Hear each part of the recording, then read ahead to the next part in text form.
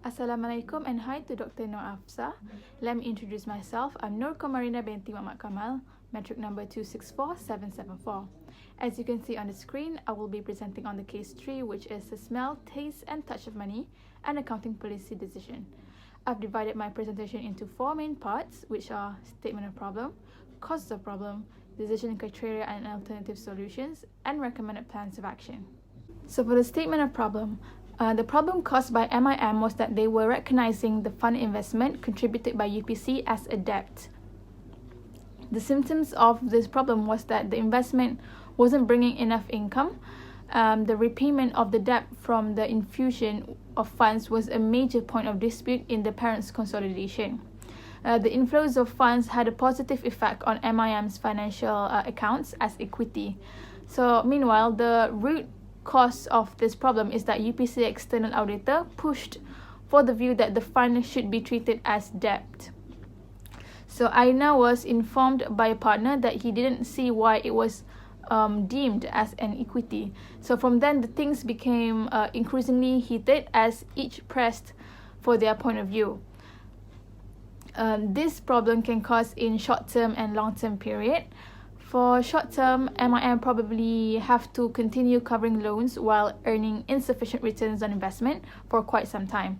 So for long-term, it's affecting the group's ability to continue as a going concern. So the group's current liabilities surpassed its current assets and equity, so suggesting a major uncertainty that might put serious doubt on the group's ability to continue as a going concern. For causes of problem, I use the management decision framework, whereas the causes is formed from planning, controlling and directing. Firstly, planning. It was the MIM's intention to further increase UPC's income fund while offering services more efficiently and effectively to the community inside and outside UPC. Maybe MIM changed thoughts from treating it as an equity, because if they did, UPC will combine its own revenue with 100% of the revenue of the subsidiary. So next is controlling. As a parent, UPC have the following hold over MIM, which is power over MIM, rights to variable returns from its involvement with MIM, and the ability to use its power over the MIMs to affect the amount of the UPC's returns. So since UPC has major control over MIM, it may trigger Aina and made her think that her external auditor made a mistake.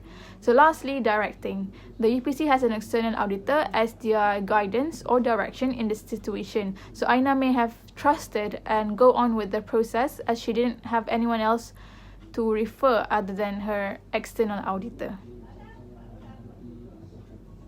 Moving on to the third part, I have 2 alternative solutions which will be evaluated by using the criteria of time of implementation, cost and acceptability to management. The first alternative solution is that the company should use the consolidation method. So the investment in subsidiary will be reported as an asset by the parent firm, with the subsidiary reporting it as equity on its own book. To ensure that these sums are not overstated, an elimination entry must be made when the entities are combined. So the pros of this solution is that it can bolster a company's number to show a higher profit than could be seen from the parent company's number alone. The con of this solution is that it fails to show dividends as revenue and instead shows these as deductions.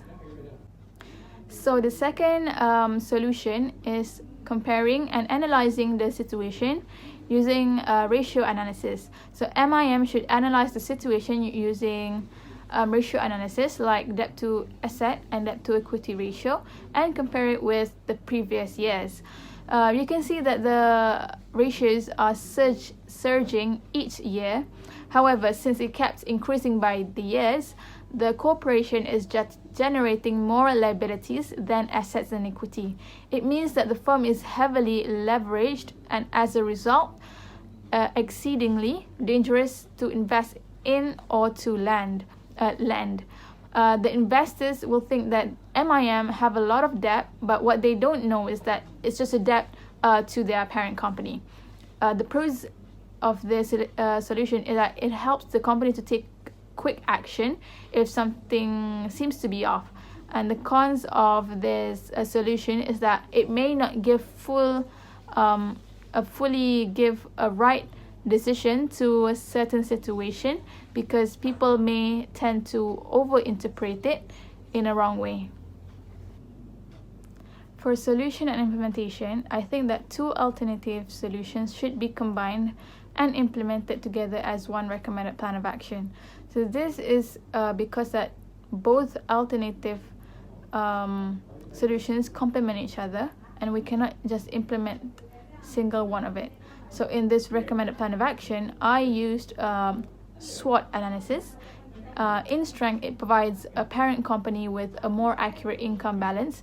As for weakness, it may not fully give a right decision to a certain situation, because people may tend to overinterpret it in a wrong way.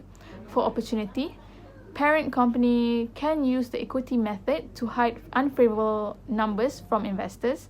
It provides significant information to both external and internal users of accounting information regarding the performance of the business. And lastly, threats. It is difficult to understand. So for the external users, it may take a lot of time to obtain, compare, and review numbers between the principal company and its subsidiaries. So from this model, MIM can evaluate the recommended plan of action to see whether it would work or not. So lastly, the contingency plan.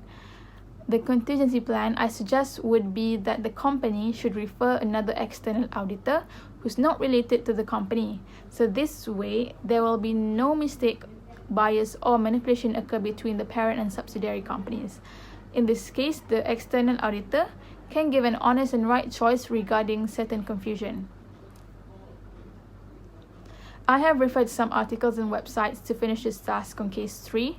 So that is all from me for this case. I would like to close this presentation with a thank you.